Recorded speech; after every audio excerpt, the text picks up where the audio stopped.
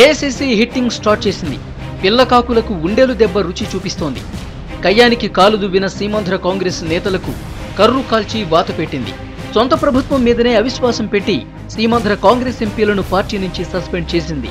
అంతేకాదు, సమైక్యమంటూ కాలరేగరేసిన ముఖ్యమంత్రి కిరణ్ కుమార్ రెడ్డి తోక కట్ చేసేందుకు కూడా రెడీ అయిందనే టాక్ నడుస్తోంది. ఎక్కడ చూసినా ఎవరినడిగినా హస్తం పార్టీలో ఇప్పుడిదే హాట్ టాపిక్.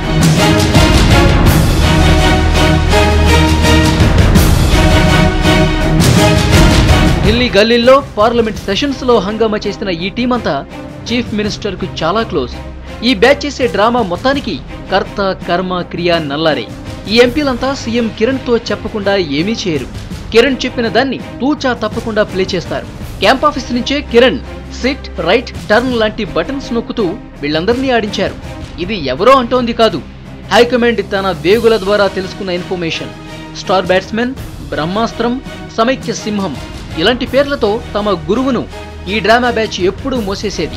పార్టీని తిట్టిపోస్తూ ఇతర పార్టీల్లోకి వెళ్లేందుకు సర్దుకుంటున్న జంప్ జిలానీలకు కూడా నల్లారే నాయకుడు. సీల్డ్ కవర్లో కిరణ్ ను సీఎం చేస్తే అసలుకే ఎసరుకిస్తున్నారని రియలైజ్ అయిన హైకమాండ్ మరింత లేట్ చేస్తే పార్టీకే నష్టమని భావిస్తోంది.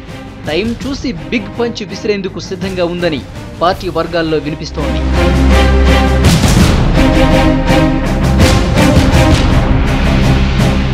కాంగ్రెస్ కన్నెర్ర చూసి కిరణ్ డిఫెన్స్ లో పడిపోయారు. పార్టీ గెంటేస్తే పరువు పోవటం ఖాయం. ఇక వచ్చిన మైలేజీ కూడా తుస్సుమంటుంది.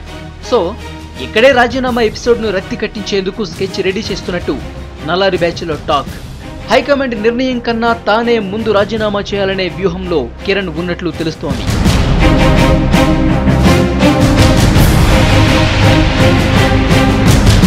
పార్లమెంట్లో తెలంగాణ బిల్లు పెడితే సీఎం పదవికి రాజీనామా చేస్తానని కిరణ్ ఇప్పటికే చెప్పారు.